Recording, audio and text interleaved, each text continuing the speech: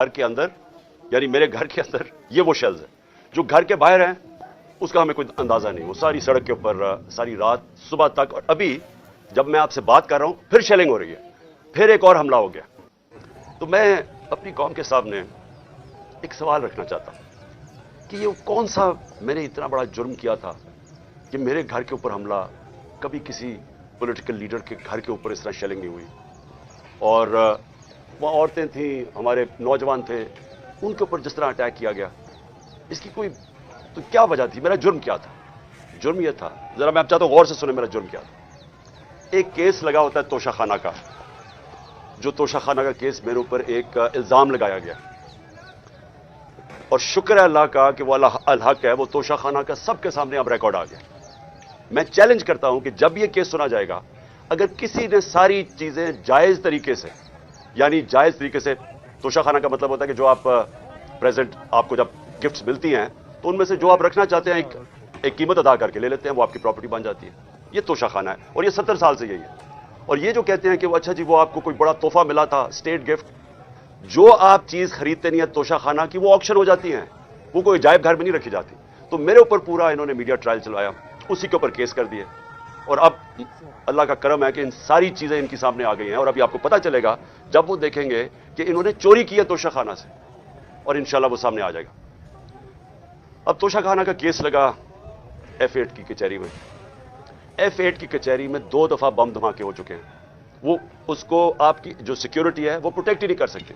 वो जगह ऐसी है कि वहां वकील भी शहीद हुए, वहां जजेस भी शहीद हुए, उधर ही जब 2 दफा दहशतगर्दी हुई। तो जब वहां उसको प्रोटेक्ट कर ही नहीं सकते, और खुद इंटीरियर मिनिस्टर कह रहा है कि मेरी जान खतरे में, इंटीरियर मिनिस्ट्री कह रही है कि मेरी जान को खतरा है। एक मेरे ऊपर हमला हो चुका है। मुझे पता है कि जो लोग आज बैठे हुए हैं ये इक्तदार में, जो शहबाज शरीफ और राना सनाउल्लाह, ये ही इन्होंने ही पहला मेरे ऊपर किया था, और एक और एजेंसीज के आदमी ने। अब वही पावर में बैठे हैं, खतरा उनसे है। तो मैं एक चीज मांगी कि मुझे सिक्योरिटी दे उधर जाने के लिए, और अगर सिक्योरिटी नहीं दे सकते तो मेरा उधर कर दे केस जिधर मुझे सिक्योरिटी मिलती है। जब से मेरी टांग ठीक हुई है, मैं 2 दफा, एक लाहौर हाई कोर्ट गया और एक इस्लामाबाद, कोई सिक्योरिटी नहीं थी, कोई प्रोटेक्शन नहीं थी। और फिर मैं वाज़ेह कर दूं कि ये अनप्रेसिडेंटेड है कि एक एक्स प्राइम मिनिस्टर को कातलाना हमला होता है, उसके बाद उसको सिक्योरिटी नहीं मिलती। उसके लिए उस वजह से हमने अदालत में गए हुए हैं कि हमें सिक्योरिटी दो, और उस जज ने मेरे ऊपर वारंट निकाल दिया। अब ये वारंट क्या है जिसके लिए पुलिस आई थी? मैं ये जरा सारा आपको समझाना चाहता हूं कि ये जो सारी अभी भी शेलिंग हो रही है, ये पुलिस का और कोई काम नहीं है, पूरी फौज की फौज आई हुई है, रेंजर्स आए हुए हैं कि इस तरह कोई दहशतगर्द या जमान पार्क में बैठा हुआ है। वारंट सिर्फ ये थे कि आपको पुलिस अदालत में पेश करे, ये है वारंट। जिस अदालत में मैं इसलिए नहीं जा सका क्योंकि सिक्योरिटी का इशू था, अदालत ने पेश करना, ये पुलिस ने वहां पेश करना था।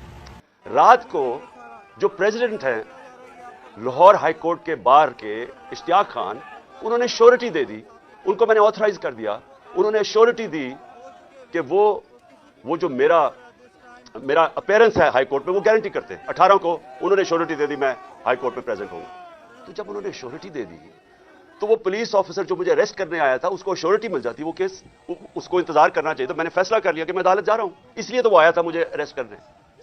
और ये कानून है,